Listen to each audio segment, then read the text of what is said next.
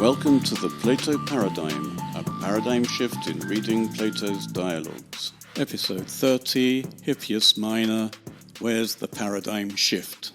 Hippias Minor is Plato's dramatization of the concept of ability. He's divided ability into ability as it really is and ability as it appears to the many, the people who don't understand. The people who don't understand regard ability as a good in itself, while actually ability is only a means to good or to bad. Plato cannot dramatize the concept itself, so he produces paradeigmata, minimalist, concrete representations of the various aspects. Two paradeigmata represent apparent ability, considered to be a good in itself, and one paradeigma represents true ability as a means. The only person to understand true ability is the dialectician, who's worked through all of the problems inherent in ability, and the dialectician is the only one who has the techne dialectike, the only techne which is ability used to a good end necessarily, if indeed understanding and knowledge are considered good. The minimalist paradeigma, therefore, of true ability is the dialectician, and Plato can use the dialectician in a conversation with those who do not understand that ability is a means. Ability considered to be a good in itself is found in social status and in technai, crafts, skills. The obvious paradeigma, therefore, for social status would be the aristocrat, and for the technai, the technites. And to make it as universal as possible, this technites needs to be an expert at as many technai as possible within reason. A conversation between these three paradeigmata would sound generic and unconvincing. Plato therefore adds to these paradeigmata various irrelevant traits, such as man, Greek, rich and poor, and he gives them names so that they appear to be like historical figures to engage the interest of the readers and to orient them, or even disorient them if they have a prejudice against Socrates and a prejudice for Hippias, or even Eudicus. Just as pots are made according to a model, so the characters have been made according to the paradeigmata. They are not the paradeigmata, they are based on the paradeigmata with additional details. The characters are therefore deigmata of the paradeigmata. There are many deigmata of the social elite, but we only need one representative, and that is Eudicus. The others are essentially the same. We are aiming at the paradeigma, not the deigma. Eudicus exhibits dynamis, power control, but we see that he uses it only to show that he has it. Getting Socrates and Hippias to discuss something for the aristocrats is merely a way to show that they're wasting time in philosophy, which is an example of conspicuous consumption. The aristocrats don't realize that the discussion is far from philosophical, and they probably assume that Hippias won at the end. Their dynamis is only apparent because both Hippias and Socrates exploit the expectations of the aristocrats for their own ends. Given that Hippias and Socrates both exploit the aristocrats, we may conclude that the aristocrats think that they appear to be good to others, but they are really considered to be idiots who can be exploited. Hippias may exploit the rich in order to make money, but essentially the end result is that he gains a reputation.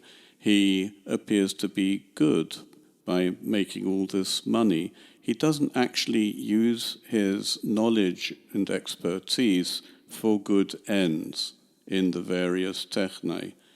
All he does is appear to be good. Both the aristocrats and Hippias are dependent upon the opinion of the many. That is the only way they can appear to be good, by exploiting the false opinions of the many.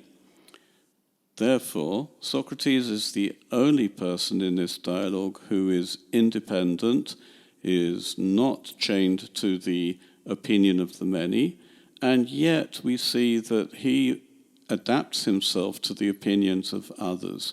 Why does he do that?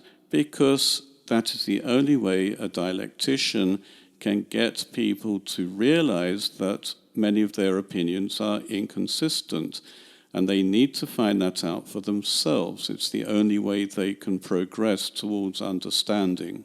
So where in the dialogue does Plato say anything about dynamis?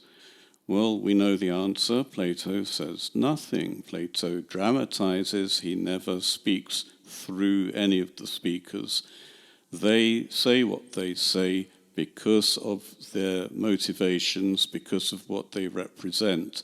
It is only through analyzing what they say that we understand what the deigmata are, and from the deigmata we can work to the paradeigmata, and from the paradeigmata to the idea itself in all its aspects.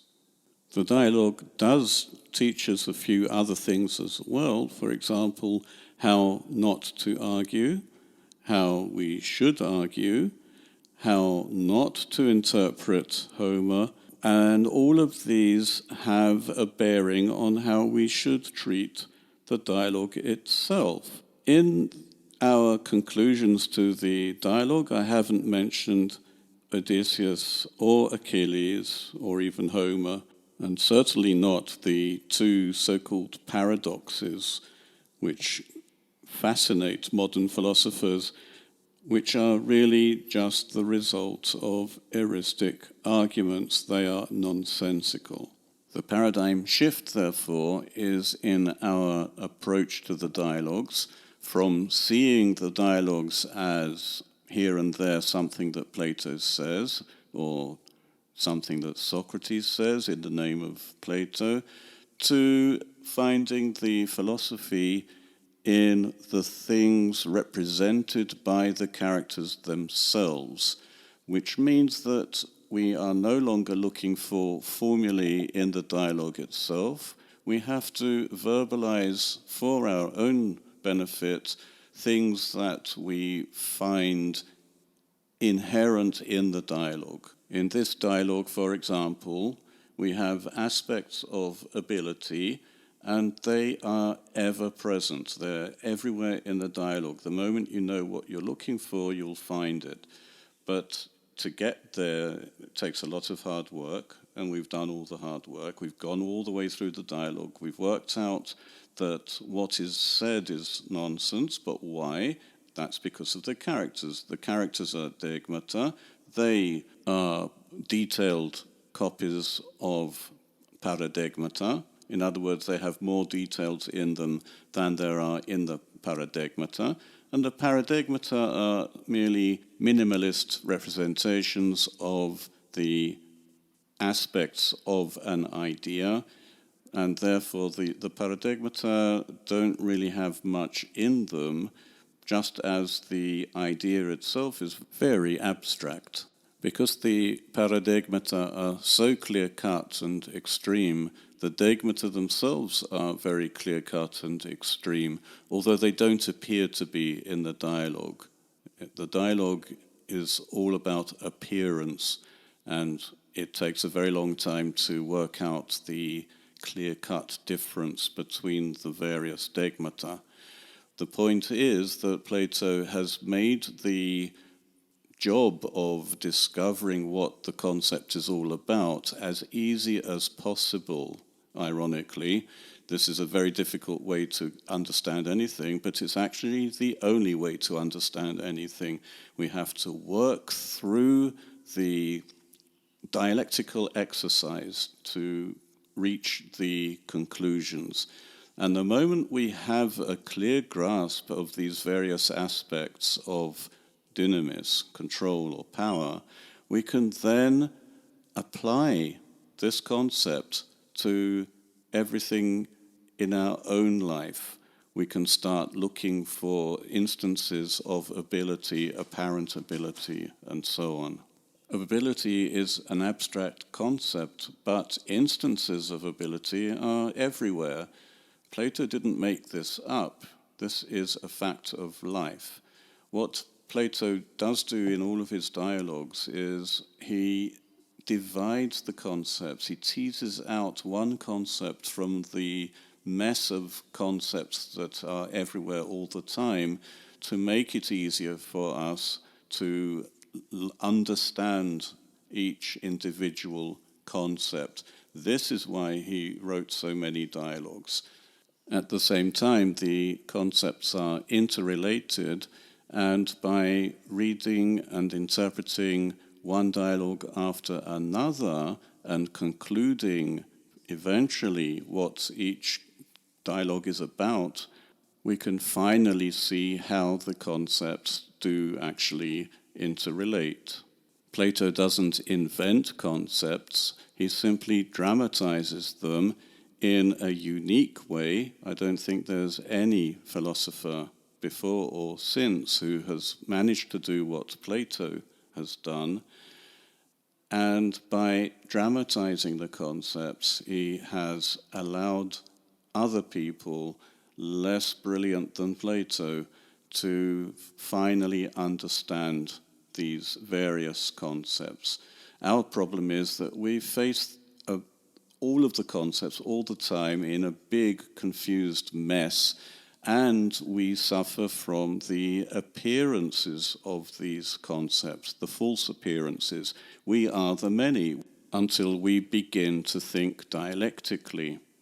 Plato will never tell us what he thinks about a concept because that is irrelevant and verging on being sophistic. Plato wants us, and I can say that he wants us to do this because this is why he wrote dialogues. He wants us to think dialectically. He wants us to work hard through all of the dialogues, trying to understand how the dialogues work. That is the way to become a better person. I think I'll carry on this series with another short dialogue, but with a slightly more complex set of ideas.